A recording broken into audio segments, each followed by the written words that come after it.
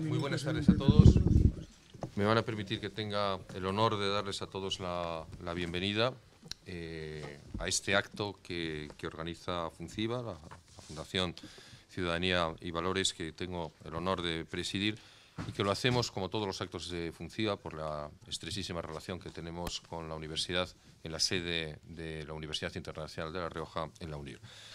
Estamos dentro del ciclo que nosotros llamamos Jornadas Académicas de Políticas Sociales, pero hoy tenemos una sesión pues verdaderamente especial, porque lo que hemos organizado es un encuentro, un diálogo en torno a un trabajo pues verdaderamente interesante, necesario, oportuno en el momento político actual, y sin duda de un enorme futuro en el momento político que se nos avecina durante los próximos meses y durante los próximos años, que es este fantástico trabajo que se ha realizado sobre calidad democrática, transparencia e integridad.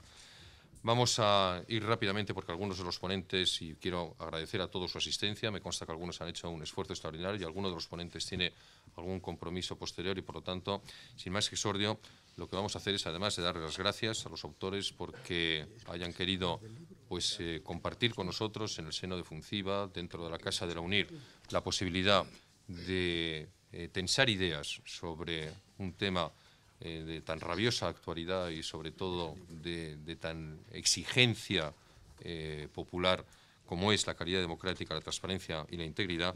Y vamos a pedirles a los ponentes que hagan primero una intervención con las normas que siempre tenemos. Las intervenciones primeras las grabamos y, por lo tanto, pues, serán públicas a través de los circuitos de la Fundación y de la propia UNIR.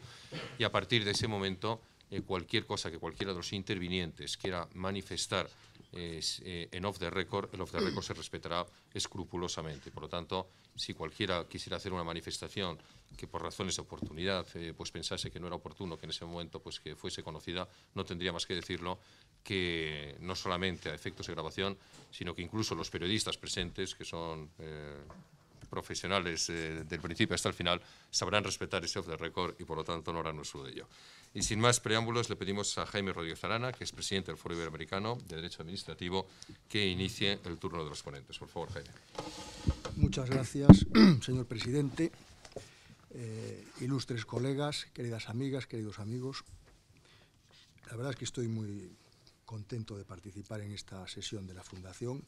Felicito a la misma por la oportunidad de plantear temas de interés, de palpitante y rabiosa actualidad en tantas partes del mundo, y que además nos permite a algunos de los que participamos en este libro, bajo la rúbrica Calidad Democrática, Transparencia e Integridad, hacer algunas consideraciones sobre esta jornada que recoge este libro, un encuentro del Grupo de Investigación sobre Derecho Comparado de la Calidad Democrática, de la Regeneración Democrática, el día 12 de mayo del año pasado. Se han recogido en las actas las intervenciones, y yo pensaba que mi reflexión podía ser precisamente al hilo de las consideraciones que me tocó plantear en ese momento, que las titulé Reflexiones sobre la regeneración democrática en gobiernos y administraciones públicas.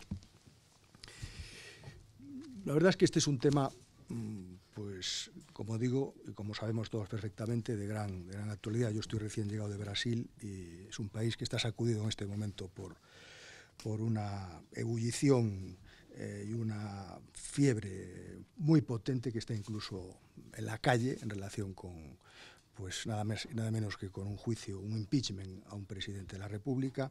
Estaba además en un seminario sobre la corrupción en la contratación pública, y la verdad es que cuando pensamos y reflexionamos sobre este particular, yo soy profesor de Derecho Administrativo y me gusta decir que si realmente estamos convencidos de que la centralidad del ciudadano es la línea maestra y es el principio rector del Estado y de las políticas públicas, no tendríamos que tener miedo en afirmar solemnemente que la dignidad del ser humano es de tal calibre y de tal relieve, no solamente ético y filosófico, sino jurídico, con efectos en el mundo del derecho, que cualquier intento de pisotear, cualquier intento de laminar pues este gran valor del Estado democrático debería estar condenado a pues el fracaso.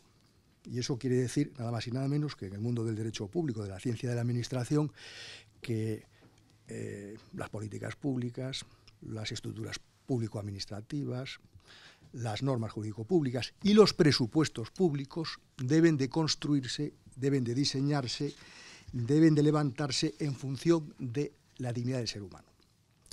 Por eso quería que mis reflexiones partieran de este aserto, de esta consideración, porque al hilo de la misma, pues claro, entenderemos perfectamente algo que está de forma transversal en todas estas jornadas y en todas estas meditaciones sobre la calidad democrática, y es que el ciudadano tiene un derecho que es fundamental a la buena administración. No solamente es un derecho subjetivo, sino que es un derecho fundamental que está reconocido como tal en la Carta Europea de Derechos Fundamentales de diciembre del año 2000, que está reconocida no normativamente, pero sí un grado elevado de discusión en la Carta Iberoamericana de los Derechos y Deberes de los Ciudadanos en relación con la administración, y que tiene una serie de corolarios, como es el derecho a la participación, más allá de una visión formalista de la participación, porque evidentemente si estamos convencidos de que el interés general, como dijo nuestro Tribunal Constitucional hace ya algunos años, es un concepto que debe definirse a través de una acción intercomunicada entre poderes públicos y agentes sociales, y que no lo define unilateral ni monopolísticamente la Administración, sino que ésta tiene que estar permanentemente recibiendo la vitalidad que late en la sociedad, pues comprenderemos que efectivamente uno de los elementos integrantes de ese derecho a la buena administración es el derecho a la participación, más allá de que cada 4 años pues tengamos que ir 4 años o a veces incluso menos tiempo a las urnas. La transparencia y el acceso a la información es otra dimensión del derecho a la buena administración que todos conocemos muy bien, que nosotros tenemos ya en nuestro país, afortunadamente, pues una norma desde el año 2013, que es una norma, y la transparencia en general, pues que es un gran instrumento para medir, porque estamos hablando de la calidad democrática, para medir la calidad de cómo se gobierna, cómo se dirigen las instituciones, porque hay muchos indicadores que deliberadamente seleccionados nos permiten saber si realmente en el seno de esa organización su gobierno, su rectoría y su dirección obedece a patrones auténticamente y materialmente democráticos. Otro aspecto que también está integrado en el derecho a la buena administración y que fue objeto de la reflexión a la que me estoy haciendo referencia en este momento, tiene que ver con la dimensión ética del gobierno y la administración, que nosotros en nuestra Constitución lo tenemos esculpido en unas letras muy claras y yo diría que muy contundentes, porque no es baladí que el constituyente haya querido definir la administración y el gobierno como una función de servicio objetivo al interés general. Podría utilizar muchas palabras para referirse a la función de la administración, pero los constituyentes quisieron seleccionar esa palabra que refleja también la naturaleza de la administración y del gobierno, y que es el servicio a la comunidad. Hemos hablado muchas veces de este tema, está muy manido, muy reiterado en los libros de Derecho Administrativo y de Ciencia Política y de Ciencia de la Administración, pero claro, si partimos efectivamente de esa consideración central del ciudadano, evidentemente la dimensión democrática, como decía Bourdieu, que va más allá de un sistema de gobierno, porque supone unos valores que se comparten y que se experimentan vitalmente, pues igualmente ayuda a situar en sus justos términos este problema, que la Constitución ha querido también definir y caracterizar no solamente como servicio, sino objetivo. Aquí pues nos jugamos el caballo de Troya del derecho, la objetividad. En la objetividad, pues la administración y el gobierno, en la medida que sirven intereses generales, su actuación tiene que estar siempre de acuerdo con la objetividad, y eso quiere decir que el derecho ciudadano a que se rindan cuentas también admite una gradación en la calidad, porque rendir cuentas se puede rendir de muchas maneras formalmente. Se puede llegar al Parlamento, entregar pues un sesudo informe, se puede cumplir con una serie de trámites procedimentales, pero creo que en el fondo de lo que se trata es de que cotidianamente el gobierno y la administración, a través de los actos de gobierno, de los actos administrativos, de las normas, haga un ejercicio creciente y exigente de argumentación y motivación. Y por eso a mí me parece que profundizar en las cuestiones que tienen que ver con la motivación, justificación, argumentación. Nosotros, el Tribunal Supremo Español, pues ya desde hace un año, que ha recogido el derecho a la buena administración de la Carta Europea por mandato del Tratado de Lisboa, que lo declara de aplicación directa, habla de la calidad de la motivación. No solamente dice que hay que motivar los actos y normas, sino que no es suficiente una mera objetividad o una mera justificación, sino que desciende y exige, de acuerdo con la naturaleza de cada caso, pues a exigir una adecuada motivación. Y ya termino, porque la Constitución dice servicio objetivo y el interés general. Claro, esta es la gran palabra que sabemos los juristas, que en un Estado social y democrático de derecho tiene que estar siempre acompañada de dos características, que es la concreción, porque el derecho público es el derecho constitucional concretado, como nos enseñaron los maestros Otomayer y compañía, y el derecho público administrativo está siempre en la realidad concreta. Es decir, que ese interés general, esa apelación al interés general para la norma, para la decisión, tiene que estar aterrizando, como dicen en América, tiene que estar aterrizado sobre la realidad para que efectivamente sea un interés general del Estado social y democrático. Y luego tiene otra característica, a la que ya me he referido antes, y con esto ya termino, es que es concreto y es argumentado y justificado. Esas son las dos notas que permiten caracterizar también como democrático el ejercicio del poder en un Estado social y democrático de derecho, porque las notas de la juridicidad, la separación de los poderes, el reconocimiento de los derechos fundamentales, la solidaridad y la participación, que son las notas propias del Estado social y democrático, en el ejercicio del gobierno, pues tiene esta referencia necesaria siempre al servicio objetivo al interés general. Aquí lo dejo. Muchísimas gracias, Jaime. Y ahora le pedimos al director del Centro de Estudios Políticos y Constitucionales, a Benigno Pendas, que haga uso de la palabra. Muy bien, muchas gracias al presidente de FUNCIVA, querido y admirado Alberto Ruiz Gallardón, a Jaime Rodríguez Arana, colega y amigo de mucho tiempo, a Angelina Trigo, impulsora de una de las reformas más importantes que ha desarrollado el Gobierno en la anterior legislatura, a otro buen colega y amigo, a Manuel Arenilla y, por supuesto, pues las muchas personas con las que he tenido la fortuna de tratar con frecuencia a lo largo de estos años y que contribuyen con su actividad intelectual y con su condición de ciudadanos activos al buen desarrollo de nuestro Estado de Derecho y de nuestra democracia constitucional. Yo quiero, en primer lugar, tanto agradecer la invitación como disculparme porque me tendré que ir pronto por otro compromiso, pero sí que procuraré en unos minutos pues hacer algunas reflexiones que espero que puedan serles a todos ustedes útiles en este terreno. Efectivamente, la democracia constitucional carece a día de hoy de rival en el terreno de la legitimidad. No hay en la filosofía política universal un desafío que pueda considerarse con posibilidad de ser exitoso frente a la legitimidad de la democracia constitucional, pero eso hace precisamente que desde dentro se planteen una serie de cuestiones sobre su funcionamiento y, por tanto, que el debate sobre la calidad democrática sea una cuestión absolutamente prioritaria en el mundo del derecho público y de la ciencia política.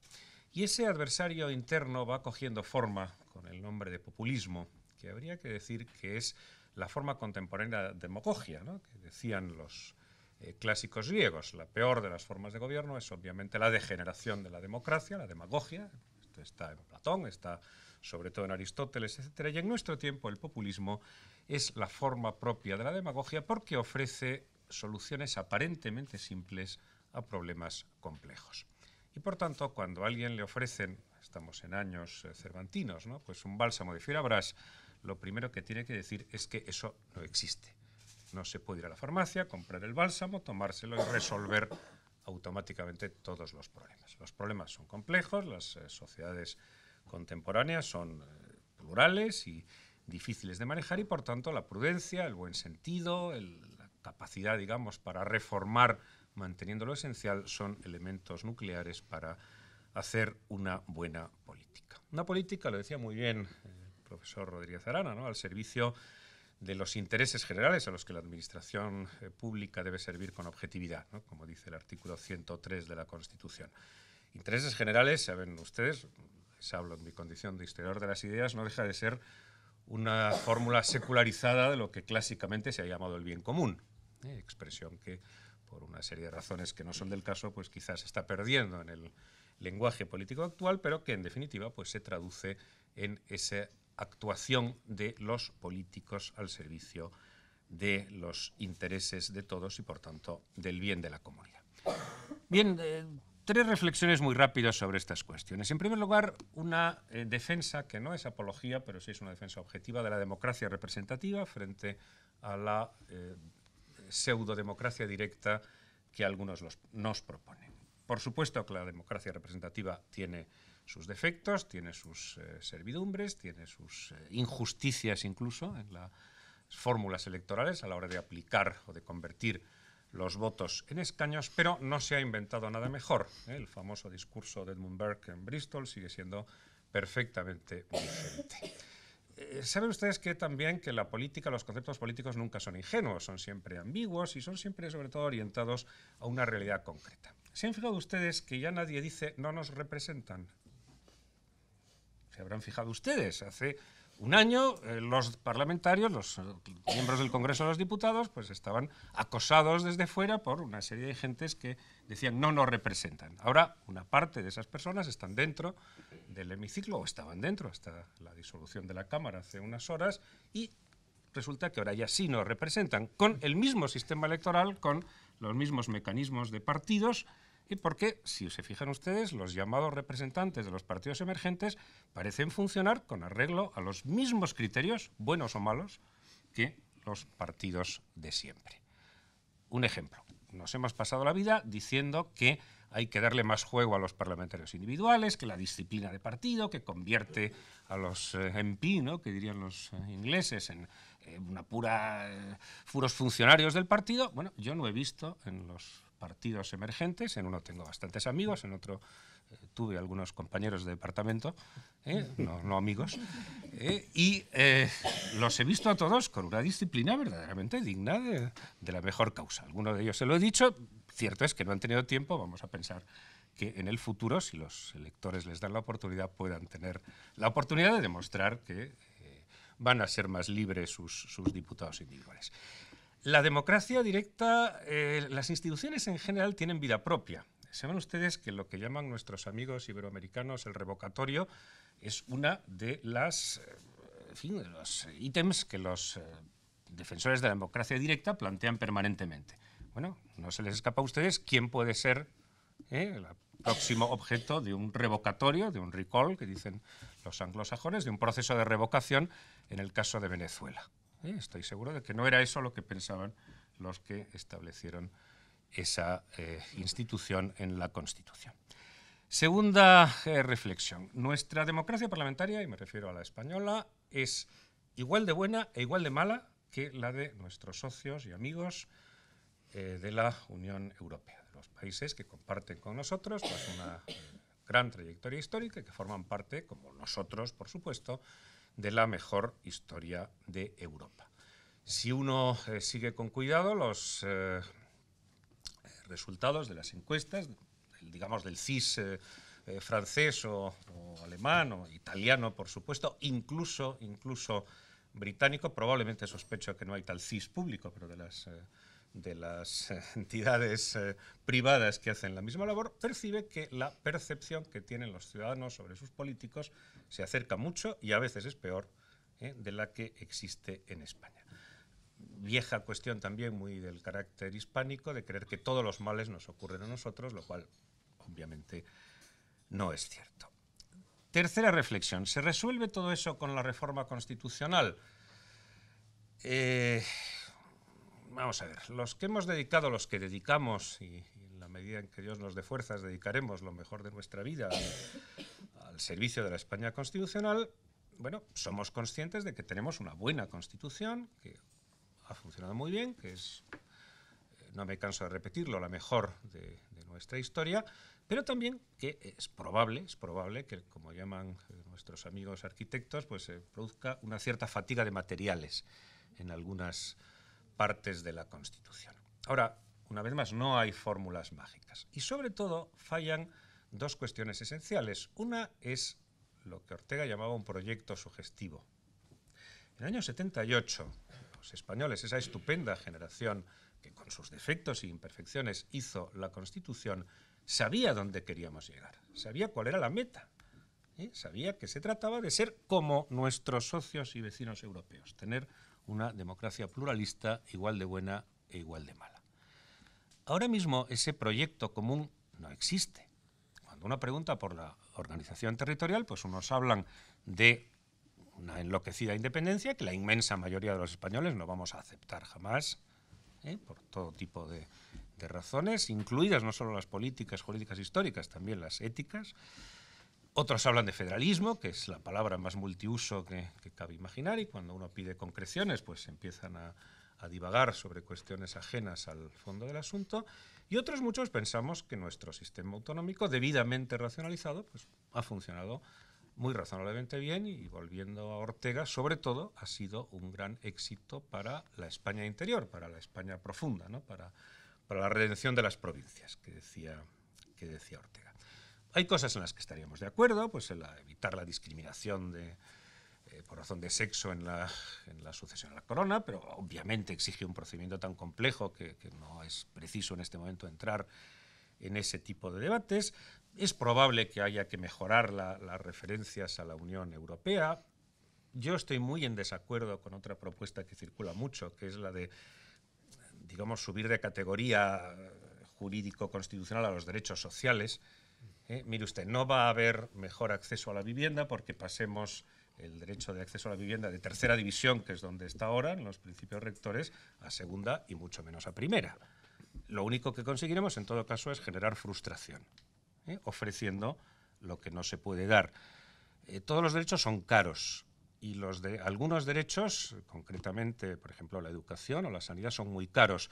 Y no lo dice un liberal, que podría ser mi caso, lo dice Norberto Bobbio, que no es sospechoso de neoliberalismo criticable, desde ciertos puntos de vista. Por tanto, probablemente ha llegado el momento de estudiar la reforma de la Constitución, pero para generar acuerdos, para buscar puntos de encuentro, para encontrar, digamos, las fórmulas que permitan en su momento, cuando la madurez de la cuestión esté debidamente acreditada, poner en marcha el mecanismo y, sobre todo, manteniendo absolutamente lo esencial, que la monarquía parlamentaria, el Estado social y democrático de derecho, el Estado autonómico, los grandes pilares del sistema, yo creo que siguen siendo perfectamente válidos. De transparencia, por supuesto, hablará con mucha más autoridad Angelina Trigo, y en todo caso también les digo que nuestra ley 19/2013 utilizo la fórmula de antes, igual de buena y igual de mala que la de nuestros vecinos europeos. Al menos existe. Otros partidos estuvieron años y legislaturas prometiendo una ley de transparencia. Bueno, el gobierno anterior la impulsó, las Cortes anteriores la aprobaron, y ahora todo el mundo no, los habituales la critican mucho. Bueno, mire usted, por lo menos la tenemos. Por lo menos la tenemos. Vuelvo a un tema de derechos también. Es que no es un derecho fundamental. Hombre, mire usted, es que los derechos fundamentales no se inventan. O sea, los derechos fundamentales están en la Constitución. Esto cuelga muy razonablemente del artículo 105 de los derechos aplicados, digamos, al procedimiento administrativo, y yo creo que está funcionando razonablemente, pero insisto que hay voces aquí mucho más autorizadas. Y termino rompiendo una lanza por una parte precisamente de la ley que ha quedado un poco en segundo plano y que tiene mucho que ver con la ética pública, que a muchos nos importa mucho, ¿no? Que es la parte dedicada al buen gobierno. O sea, yo creo que son cosas que van más allá de las buenas intenciones, que van más allá de los buenos deseos, que la ética pública bien aplicada, con sus consecuencias jurídicas, porque antes había eso que llaman en los anglosajones soft law, ¿no? Se aprobaba por el gobierno, pues una serie de principios de buenas intenciones. Ahora eso está en una norma con rango de ley, tiene sus consecuencias jurídicas, y en todo caso recoge una forma de ser y de estar en la política en la cual pues muchos nos sentimos identificados. Bueno, eso es lo que yo podría aportar a esta reunión, un poco como conjunto de temas para discutir, y repito que siento de verdad no poder quedarme, pero a su disposición para en cualquier otro momento continuar con el debate. Muchas gracias. Pues muchísimas gracias, Benigno, por tu exposición y por el esfuerzo que nos consta que ha supuesto tu presencia aquí esta tarde.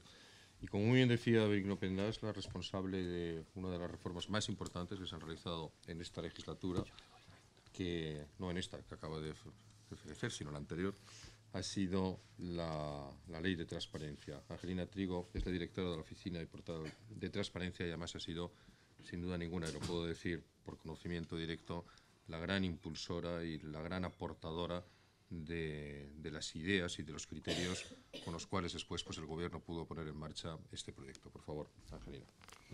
Muy bien, muchísimas gracias, Alberto. No me siento identificada con esas palabras. Yo creo que simplemente soy una funcionaria a la que le ha tocado en este momento pues, montar el portal de transparencia. Nosotros en Presidencia de Gobierno nos ocupamos de la parte de transparencia, de la parte de la ley de transparencia que se refiere a la publicidad activa y al derecho de acceso. No nos ocupamos de la parte de buen gobierno. Para poner en marcha la ley de transparencia, en diciembre de 2014 se creó el portal de transparencia que en este año de vida pues ha tenido mejoras obvias. Iniciamos el portal con 500.000 registros de información y hoy día tenemos 1,5 millones de registros de información. Un contrato administrativo es un registro de información, para que nos hagamos idea de lo que hay ahí colgado. El portal contiene ahora mismo 24 categorías de información diferenciadas. Por supuesto está todo lo que se refiere a la organización, estructura, organigramas, retribuciones de los altos cargos. Esto fue de lo más visto al inicio del portal y esto fue lo más visto. Pero también tiene, por ejemplo, todo el proceso de elaboración normativa. Hasta ahora se conocía el borrador o el proyecto de ley cuando se colgaba para audiencia pública, pero luego ya solo se volvía a conocer cuando era aprobado en Consejo de Ministros para mandarlo al Parlamento. Pues bien, en el portal se cuelgan ahora todas las vicisitudes que sufre un proyecto, desde que existe un borrador del proyecto, obviamente, hasta que pasa al Parlamento, porque obligatoriamente hay que incluir todos los informes preceptivos. Por lo tanto, se puede dar el caso, y se da, de un proyecto de norma que se hace a principios de enero y cuando pasa a la comisión de su secretario de Estado ya no se parece a lo que fue en su momento, porque ha sufrido una serie de modificaciones como consecuencia de los informes preceptivos y, por supuesto, de las observaciones del resto de los departamentos. El portal también incluye información también muy requerida de las vicisitudes de los funcionarios, sobre todo de los altos cargos, las compatibilidades también de los funcionarios, las indemnizaciones por cese o abandono del cargo. Todo el mundo piensa que todos los altos cargos tienen derecho a una indemnización, pero no es así. Ahora mismo son muy pocos los que tienen derecho a indemnización, son solamente los secretarios de Estado, los ministros y presidentes y consejeros de organismos reguladores. Por lo tanto, si alguien entra en el portal verá que son muy poquitos. Pero además es que como todos ustedes saben mejor que yo, este derecho a tener una indemnización compensatoria durante 2 años después del abandono del cargo con la condición de no estar trabajando, se pierde aún en el caso de que no se perciba retribución en la empresa en la que se está trabajando. O sea, que no es requisito necesario que estés trabajando y que además percibas una retribución, sino simplemente por estar trabajando aunque no percibas retribución se pierde ese derecho. Bueno, están todas las subvenciones que se otorgan a los partidos políticos y luego pues está todos los contratos, absolutamente todos los contratos que se hacen en la Administración, incluidos los contratos menores. No se había dado nunca información de los contratos menores. Estos se cuelgan cada 3 meses porque hay muchísimos y hay muchos centros de contratación y no puede ser en tiempo real. Luego está también todo el proceso de rendimiento de cuentas desde el punto de vista de los presupuestos. Los presupuestos, las ejecuciones, las cuentas de todas las empresas, los informes de fiscalización del Tribunal de Cuentas, etcétera. Y por último está colgada, está una base de datos de convenios, no existía una base de datos de convenios en la Administración, ni de convenios ni de encomiendas de gestión, la crea la CORA, una medida de CORA la crea, y hemos pasado de tener 0 convenios registrados a tener 20.000. Escasamente en un año, aproximadamente un año. Y finalmente, quizás la estrella, bajo mi punto de vista, del portal es la base de datos de subvenciones de la IGAE. La tenemos colgada en el portal. Ahí están todas las subvenciones que otorga la Administración General del Estado. Si alguno de ustedes ha comprado un coche y ha utilizado el plan PIBE, que ponga su nombre, porque ahí aparece. Las únicas subvenciones que no están ahí son las de violencia de género y terrorismo. esas no están colgadas, pero el resto están todas. Y además, desde primeros de este año empiezan a colgarse también todas las subvenciones que otorgan las comunidades autónomas y las entidades locales. Y, por cierto, hablando de subvenciones, me voy a referir también a una medida Cora que ya está totalmente terminada, que son las subvenciones de carácter social. Hay una base de subvenciones que, por cierto, un partido político la ofrece en su programa y es una medida que ya está totalmente terminada. Y porque eso no lo tenemos colgado en el portal, obviamente, es interno, es una base de datos interna para los ayuntamientos, las comunidades autónomas y también para la Administración General del Estado. Y esto se ha tenido que hacer porque después de percibir el paro hay una prestación que recientemente se ha vuelto a aprobar su prórroga para aquellas personas que están o familias que están en situación de especial necesidad. Pero es que además de esta prestación que daba, en este caso, el Ministerio de Empleo, las comunidades autónomas pueden dar esa prestación y los ayuntamientos también pueden dar esa prestación. Y se descubrió que había familias, todas ellas en el paro, que utilizando este conjunto de prestaciones pues estaban percibiendo más de 4.000 euros al mes.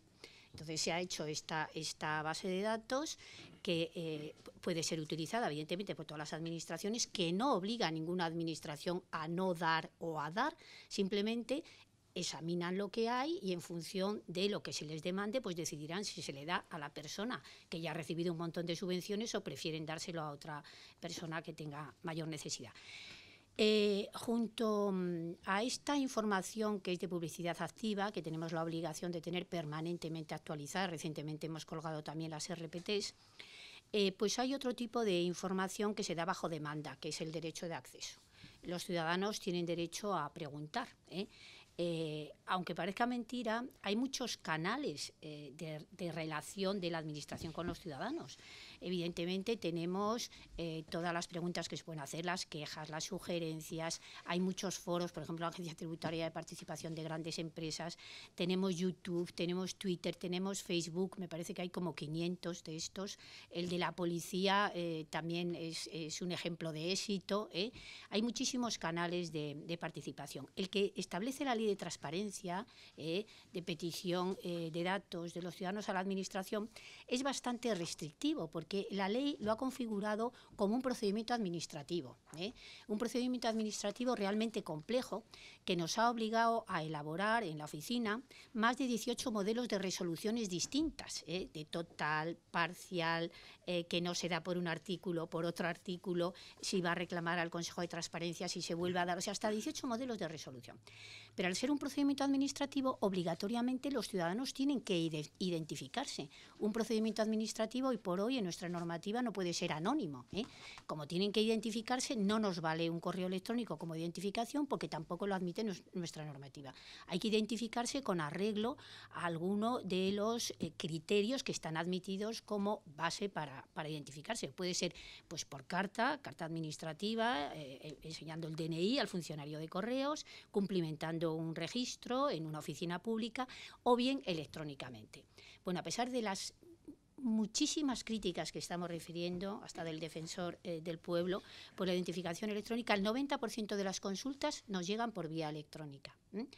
Por vía electrónica pues se puede uno identificar con el certificado de la fábrica de la moneda, con el DNI electrónico, con los certificados de confianza que están en la lista de certificados de la Unión Europea y en el Ministerio de Industria, y también con el clave, que es una identificación que te da la Seguridad Social o la Agencia Tributaria para identificarte.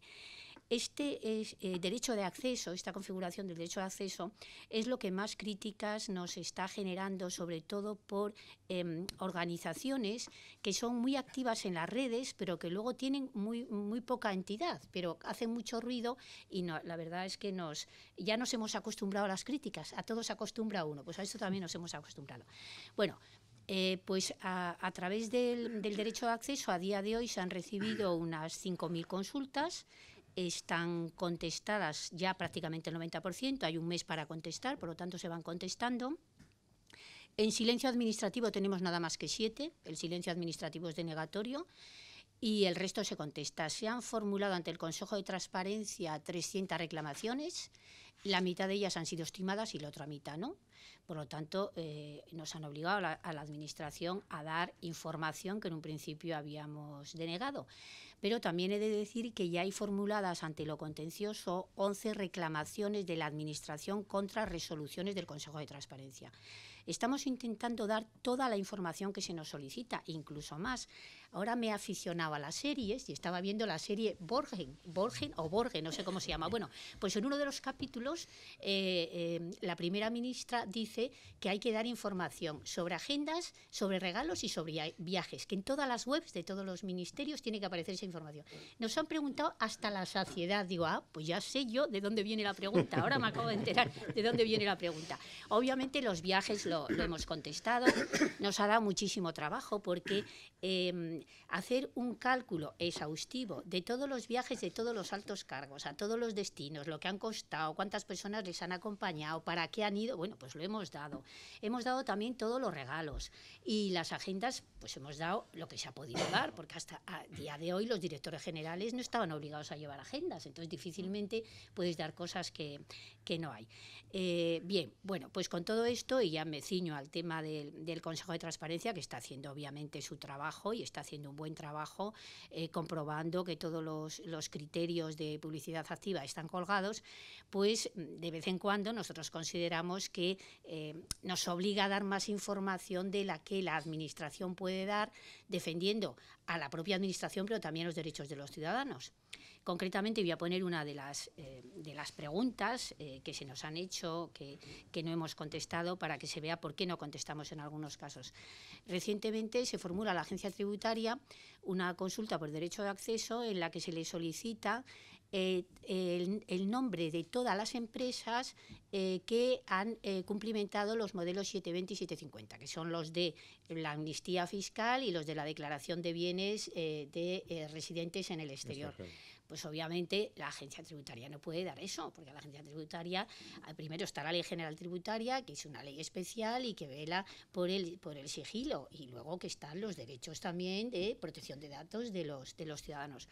Pues no lo ha dado, se reclamó al Consejo de Transparencia, el Consejo de Transparencia dijo que había que dar esos datos porque obraban en poder de la Administración. Obviamente se ha puesto un recurso ante lo contencioso. Tenemos la primera sentencia, estamos muy contentos porque ha sido estimada, o sea, se le ha dado la razón a la Administración. Todo esto está colgado, lo puedo contar porque está todo colgado, es público. Y en este caso nos habían solicitado los gastos del Festival de Eurovisión, los gastos concretos en Televisión Española y Festival de Eurovisión. Y no se dieron esos gastos porque se dijo que había que reelaborar. Entonces, obviamente, el Consejo dijo que había que darlos, se ha recurrido y finalmente el Tribunal de lo Contencioso le ha dado la razón a la Administración porque, a la vista de los argumentos que presentó la Abogacía del Estado, se vio que Televisión Española no tenía una contabilidad de costes donde pudiera imputar a cada uno de los actos que hace o de los programas los costes del programa, y para poder dar los gastos del programa de Eurovisión tenía que reelaborar y coger pues todos los gastos de publicidad, de electricidad, de personal, etcétera, y entonces bueno, pues no se ha dado. Bien, yo no sé cómo voy de tiempo. Bien, bueno, pues esto digamos en cuanto a la transparencia, pero también me gustaría referirme siquiera brevemente a otras categorías de gobierno abierto en las cuales también se ha embarcado. El Gobierno de España está haciendo no solamente un esfuerzo acerca de la transparencia, hay que tener en cuenta que solo llevamos un año, o sea que también hay que darle tiempo a todo esto. Hace un año no se hablaba para nada de transparencia. Ahora, a diario, en la prensa hay como 40 o 50 noticias, porque desde que en diciembre de 2015 es obligatoria la transparencia también para las comunidades autónomas y las entidades locales, lo están utilizando, obviamente, como motivo político, pero ya de la transparencia habla todo el mundo. Pero hemos ido un poco más allá y nos hemos embarcado en el gobierno abierto. España forma parte de una organización que es OGP, que es el gobierno abierto, de la que forman parte 70 países, y hay una serie de compromisos de transparencia, participación ciudadana, rendición de cuentas y TICs. de transparencia ya abierto, de participación ciudadana un poquito, ya hablado, perdón, de participación ciudadana un poquito, de rendición de cuentas, bueno, después de lo que se ha dicho aquí poco puedo decir, pero sí que me gustaría señalar los esfuerzos que se han hecho en este gobierno también por mejorar las medidas de lucha contra la corrupción, la reforma de la ley de financiación de los partidos políticos, el estatuto del alto cargo, la creación de la oficina de incautación de activos, las medidas penales, las medidas procesales y luego toda la batería que hay de organismos de lucha contra la corrupción. El Servicio de Vigilancia de Blanqueo de Capitales, la ONIF, la propia Seguridad Social tiene su servicio de vigilancia y un largo etcétera. Y por último, en cuanto a las TICs, me gustaría señalar que la CORA ha hecho una apuesta por la administración electrónica, junto con las dos nuevas leyes, la de régimen jurídico y la de procedimiento administrativo. Solamente la CORA, la Comisión para la Reforma de las Administraciones Públicas, ha creado 26 nuevos portales. 26 nuevos portales. España es el segundo país de la Unión Europea en bases de datos abiertas. Tenemos 8.000 bases de datos colgadas a disposición de los ciudadanos. Y somos el cuarto país en administración electrónica. A día de hoy, el 90% de los procedimientos se puede realizar electrónicamente. No quiero decir que se estén haciendo, pero que ya es posible realizarlos. Y bueno, con esto yo creo que termino mi presentación. Simplemente me gustaría decirles que sean ustedes curiosos, que entren en el portal de transparencia y que vean la cantidad de información que estamos colgando ahí. Muchas gracias. Muchas gracias, Angelina, y seguro que, dada la composición de la mesa, buscarán cosas más interesantes que el coste del Festival de Eurovisión. No tengo ninguna duda. Por último, para cerrar el turno de ponentes, el director del Instituto Nacional de Administraciones Públicas, Manuel Heredilla, le pedimos que haga uso de la palabra. Muy bien, muchas gracias, presidente. Muchas gracias a la Fundación y a la UNIR por la invitación. Y yo voy a tratar de explicar algunas de las preocupaciones que tenemos en el Instituto Nacional de Administración Pública, en el INAP, en relación con la transparencia. Nosotros comenzamos 2 años antes de la puesta en marcha de la Ley de Transparencia desarrollando un proyecto que era original. Vamos a ver si conseguimos que cuando entre en vigor la Ley de Transparencia tengamos formados por lo menos los funcionarios claves que tienen que tener conocimiento sobre cómo aplicar la norma que tiene que entrar en vigor. Al fin y al cabo no inventamos nada nuevo que no haga la banca o el sector seguros o cualquiera de las otras organizaciones que actúan en el mundo social. Bien, lo conseguimos. En los últimos años hemos hecho varias decenas de convocatorias, más de 2.000 funcionarios formados. Lógicamente hay cursos de todo tipo, puramente divulgativos y muy especializados. E introducimos un aspecto que después voy a utilizar en la exposición.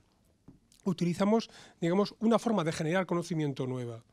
Una red profesional de 80-90 especialistas de distintas áreas de la administración, desde archiveros, documentalistas, abogados del Estado, especialistas en registro, en información, los que estaban trabajando desarrollando la norma en la presidencia de gobierno, trabajaron del mundo autonómico en el mundo local, y del mundo también estatal, lógicamente, trabajaron durante 2 años para diseñar cuál podría ser el modelo de formación, un nuevo modelo de formación distinto, utilizando además, lógicamente, un soporte multicanal, ¿no? Tanto desde el punto de vista presencial como online, como los nuevos sistemas masivos de formación como son los MOOC. Bien, eso es lo que hemos ido haciendo durante estos últimos años y, lógicamente, pues, hemos ido liderando en este sentido lo que es la formación de materia de transparencia, que queda bastante por hacer.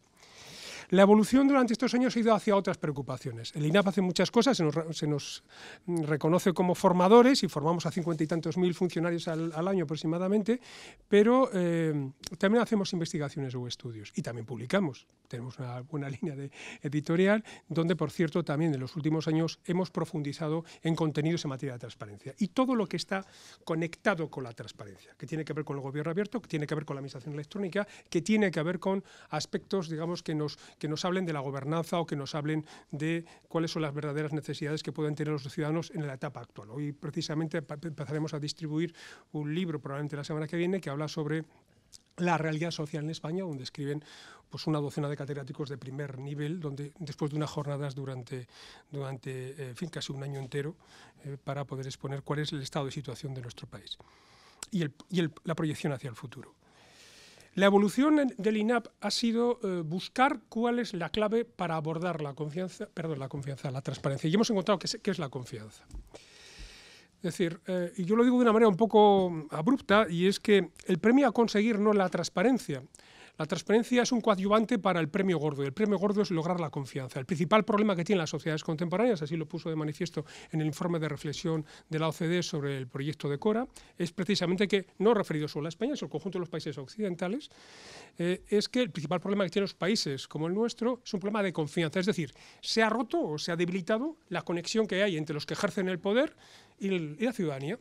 Ese debilitamiento genera múltiples problemas, algunos de ellos que son los que vemos habitualmente, como muy bien ha dicho Benigno, los populismos, el debilitamiento de la democracia, pero también aparece una desconexión entre lo que son las expectativas de los ciudadanos y las propias realizaciones públicas. Esto genera realmente un problema y como yo a veces me toca hablar con colectivos muy singulares de la administración, como puede ser gente que trabaja en el ámbito social o la propia Policía Nacional, yo les digo de una manera bastante gráfica, baja confianza, tenéis más problemas para trabajar.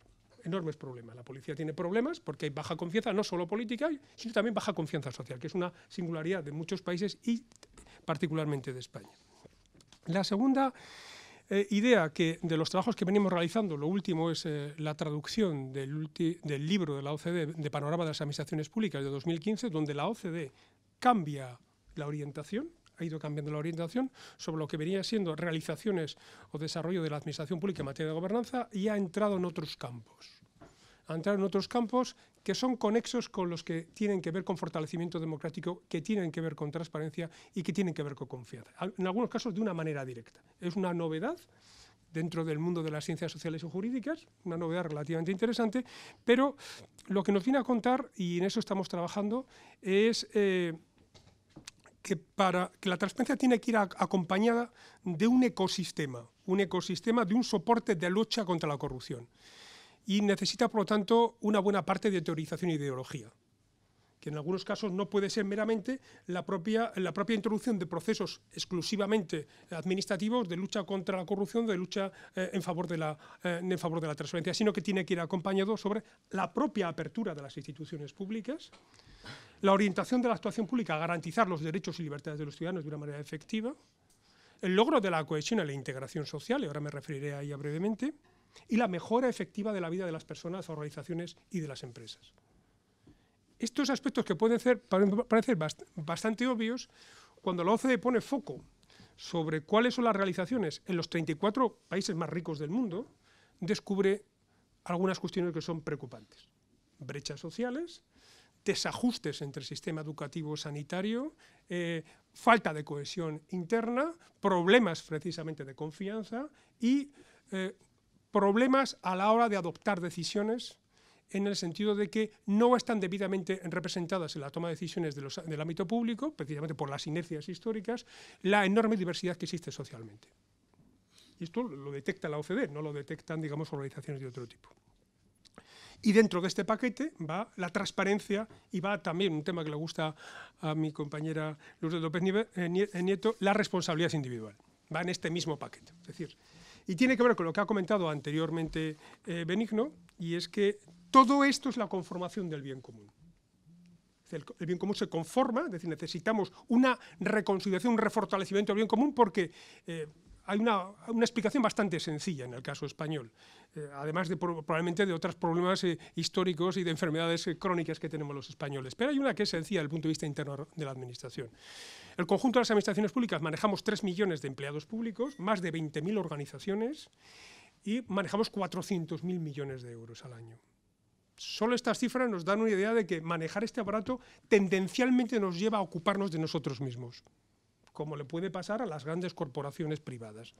Lo que tienen las corporaciones privadas son agentes externos, que son los accionistas, y también a inversionistas extranjeros, que les controlan y les dicen, oiga, no se olviden de que el objetivo social de la empresa es este. A nosotros a veces nos pasa lo mismo. Necesitamos apertura y necesitamos revisar quiénes son los que forman parte de la adopción de decisiones, porque en algunos casos simplemente inercialmente los hemos mantenido a lo largo del tiempo y no hemos hecho la suficiente apertura. Y eso genera desconfianza. Esta es una reflexión reciente de la OCDE y también el último documento que ha hecho Naciones Unidas pues hace 15 días. Por lo tanto, la diversidad aparece dentro del discurso que tiene que ver con la confianza y que tiene que ver dentro del paquete de ese ecosistema en el que está incluida la transparencia y tiene que ver con algo muy sencillo, es lograr o evitar que las políticas sean sistemáticamente sesgadas. Esta frase es literalmente entrecomillada de la OCDE. Y son sesgadas no de una manera maligna, son de una manera inercial y natural. La siguiente idea que tiene que ver con la apertura, y la ha comentado Angelina muy de pasada, son los temas de participación pública. Vienen en la misma línea, necesitamos la participación pública para, dependiendo de la cultura política de cada país y de los momentos en los que nos encontremos, para cerrar las brechas entre las expectativas de los ciudadanos, y esto exige también una educación ciudadana debida para saber exactamente cuáles son los límites del gasto público, cuáles son los límites de la propia actuación pública y los límites decisionales, que hay límites que son insoslayables y a veces limitaciones que son de la propia pertenencia del país y de la administración pública a una red mundial, una red de socios de cualquier otro tipo, donde que nosotros tenemos nuestras propias limitaciones, y esa es para cerrar esa brecha entre esas expectativas, que a veces son exageradas, y las respuestas de las administraciones públicas. Tenemos que reajustarlo. Y la participación no solo es en el sentido habitual, que es demanda hacia la administración y el ámbito público, sino también hacia el otro lado. Necesitamos esa doble dirección de la que a veces se habla bastante poco. Por último, cualquier informe internacional y cualquier trabajo de cualquier colega en las administraciones públicas o del ámbito universitario nos dice de una manera bastante clara que para realizar cambios sociales y cambios culturales, y en lo que estamos es un cambio social, cambio cultural, necesitamos muchas cosas, algunas de las que he dicho y algunas otras. Es necesario, en primer lugar, y en eso coincide todo el mundo, coincidimos todos, es liderazgo público y voluntad de cambio y de transformación. Evidentemente, sin voluntad y liderazgo no es fácil que se puedan hacer grandes cosas.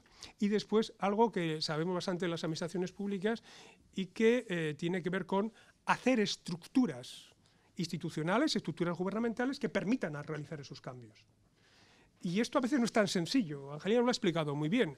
A veces se le pide a las organizaciones que hagan cambios culturales muy rápidos y bastante rápido se ven en algunas ocasiones cuando realmente, en fin, hay unas inercias. También me preguntaba un becario en el INAP que por qué hay países de nueva generación, Jaime Rodríguez Arana lo sabe muy bien cuando va a América, que de repente nos encontramos, el caso de Uruguay, de Costa Rica, que de repente tienen instituciones absolutamente punteras y que están en los indicadores internacionales por encima de España, en algunos casos, de estos temas que estamos abriendo.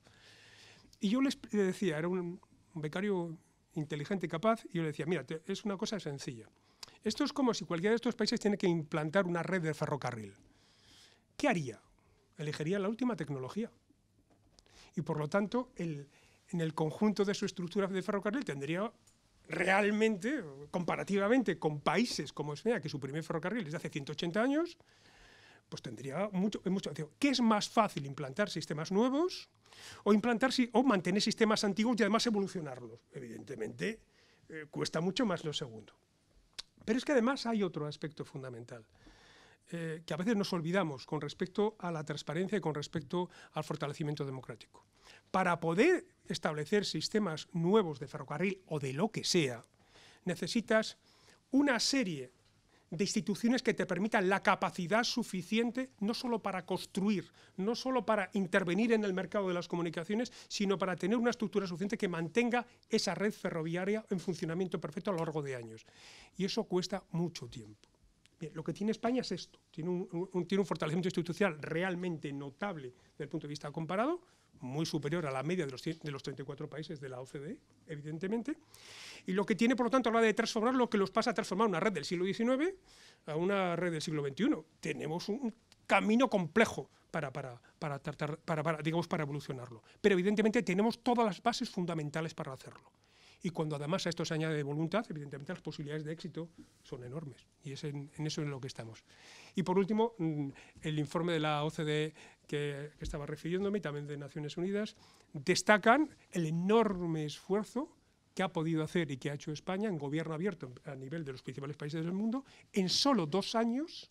Y eso se debe precisamente a lo que acabo de decir, a la capacidad institucional, organizativa, estructural y al liderazgo, y a toda la capacidad gigantesca tecnológica que tiene la administración española, que puede permitir pegar un salto con cierta rapidez y le puede permitir mantenerlo en el tiempo.